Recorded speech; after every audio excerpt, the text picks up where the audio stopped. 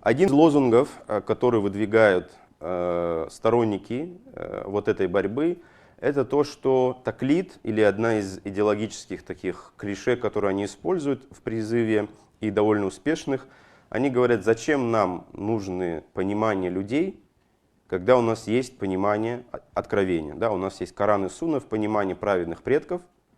Зачем мы в ущерб этому должны брать мнение каких-то масхабов? Это один из главных таких идеологических лозунгов, которые они активно используют. Очень красивый, безусловно, любой мусульманин хочет следовать за пророком, саллаллаху алейхи вассалям. И они говорят, ты хочешь за Абу Ханифой следовать или за пророком? Ты хочешь за имамом Шафии следовать или за пророком? Ну какой мусульманин скажет, нет, я не хочу следовать за пророком, я хочу за имамом Шафии следовать? Ну, нормальный мусульманин такой, конечно же, не скажет. И вот такого рода, значит, пропаганда была направлена именно на отделение мусульман от тамазхуба, следования мазхабу, который испокон веков был укоренен во всех вообще мусульманских регионах. Но само по себе, безусловно, это утверждение или вот этот лозунг является абсурдным, потому что мы на это можем сказать, а имам Шафии или имам Абу Ханиф, они не саляф. То есть мы говорим, надо следовать Корану и Сунне в понимании праведных предков, саляфу салих. Но на практике, к сожалению, следование Абу Ханифе заменяется за следованием современными шейхами. То есть лозунг какой? Нам нужно оставить следование за людьми, конкретными людьми, которые могут ошибаться, в пользу следования безошибочного масума пророка, саллаллаху алейхи вассалям. Но в реальности это означает отказ от следования за Абу Ханифой в пользу за следованием Албани.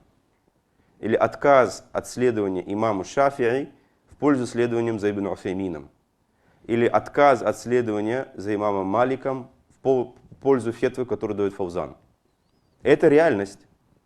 Потому что тот человек, который не знает арабского языка, который не учился, у него нет способности анализировать, ему дают перевод, да, что-то, вот ему дают хадис, говорят, вот это достоверный хадис. И он говорит, мне нужен довод, чтобы что-то делать. Но он же не способен понимать довод. Он даже его прочитать не может, даже найти его не может где. И в реальности молодежи предложили заменить один таклид на другой таклид. Но оставить таклид за праведными предками, такими как имам Абу Ханифа. Имам Абу Ханифа видел сподвижников. Он умер в 150 году, рахматуллахи алейх. И оставить таклид за человеком, который видел сахабов, в пользу современников, которые непонятно, на чем они умрут вообще. Которые многие из них являются игрушками в руках тех или иных политических элит. И непонятно, какую фетву эти люди завтра дадут. Ну, кто из них жив, конечно. И это реальность, которая стоит за борьбе против мазхабов. Потому что большинство людей, большинство ами, мусульман никогда не смогут достигнуть даже уровня, просто чтобы читать сборники хадисов и понимать, что там написано. Тогда, значит, если таклид запретен и таклид нельзя делать, это означает, что все мусульмане вообще должны оставить все свою работу, значит, не все светские профессии, значит, вся дунья должна остановиться, и каждый мусульманин должен начать читать все сборники хадисов и искать далиль на каждое свое действие. Это разрушение для цивилизации вообще в целом. И это невозможно.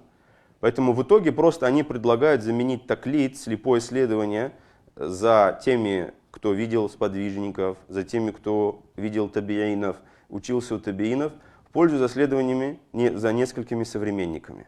И поэтому, как один из них сказал, что если Ибн Уфеймин, значит, Албани, Ибн Баз сказал, это как иджма в наше время. Значит, если Албани, значит, Ибн Уфеймин и Ибн Баз дали одну фетву в каком-то вопросе, это как иджма в наше время.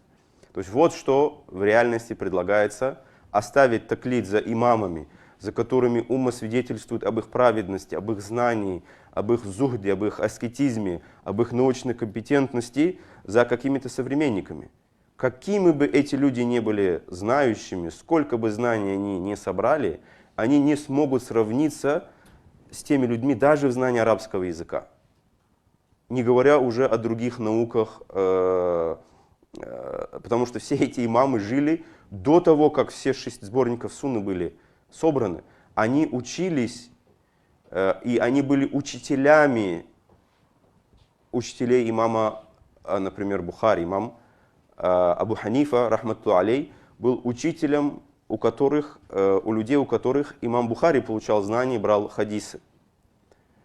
Значит, многие из них были, как Макки ибн Ибрахим, например, они были из ханафитской мадрасы, ханафитской школы, тех, кто относил себя к имаму Абу Ханифе. Значит, и поэтому вот такая на самом деле реальность следованиями, вот, в плане исследования мазхабов. Поэтому это всегда надо понимать в этом вопросе, что идет подмена одного таклида на другой таклид. Но таклид за Абу Ханифой — это не таклид за Абу Ханифой просто, или за имамом Шафи. На протяжении исламской истории были всегда ученые, которые пересматривали доводы этого мазхаба, и если им казалось, что в каком-то вопросе, например, мнение Абу Ханифы слабое, они отдавали предпочтение мнению имама Мухаммада, и всегда шло переосмысление, анализ этих доводов, как бы перепроверка. Даже вот если любой из вас напишет какую-то книгу и, например, ее сразу издаст, и напишет книгу, и 100 человек ее перепроверят, то есть где больше шансов, что будет ошибка? Конечно, в той, которой просто человек скажет какое-то мнение, его никто не перепроверяет. И поэтому вот эта опасность следовать за современниками в ущерб за мазхабами. Мазхаб — это традиция, которая веками переосмысливалась и анализировалась снова и снова. Не так, что Абу Ханифа сказал что-то, и вот ханафиты как бы бездумно взяли его мнение, и вот, значит, все эти века просто, значит, слепо следовали. Нет, были ученые, которые были способны анализировать шариатские доводы, и, значит, если бы какой-то довод для них проявился, они бы оставили это мнение Абу Ханифы в пользу другого мнения. И поэтому, если в ханафитском мазхабе какое-то мнение считается основным, это значит, что муджтахиды на протяжении веков проанализировали и пришли к мнению, что это мнение является основным. В отличие от следования за современниками. То есть даже просто нельзя сравнить там, ни Албани, ни Ибн База, ни Ибн Усаймина, какие бы регалии им не отнести, какой бы статус научный им никто не придавал, ну их нельзя сравнить с имамом Шафи или с Абу Ханифой. Ну никак нельзя сравнить. Ни в чем. Ни в какой науке. Плюс к этому фетва, которую давал Абу Ханифа, на протяжении веков перепроверялась учеными мазхаба. Этих людей никто не перепроверяет. Это просто человек сказал, и все, это его мнение. Поэтому вот насчет мазхабов, это, в общем, такой колоссальный интеллектуальный обман, на который купили, к сожалению, очень много мусульман. И для того, чтобы заниматься какими-то реальными проблемами перед мусульманами, развитием образования, развитием, например, знаний в области естественных наук, развитием, например, экономики, развитием и анализом каких-то вопросов, связанными с новыми явлениями, которые в обществе появляются. Мы опять будем думать, как руки держать в намазе, поднимать, не поднимать, говорить амин вслух про себя, это нарушает омовение или нет. И те вопросы, которые муджтахиды разобрали еще 10 веков назад, мы опять погружаемся в эти вопросы. Вместо того, чтобы направить как бы энергию, интеллектуальные ресурсы мусульман на что-то позитивное и то, что нам в наше время нужно. И это, к сожалению, конечно, очень негативно сказывается на мусульман.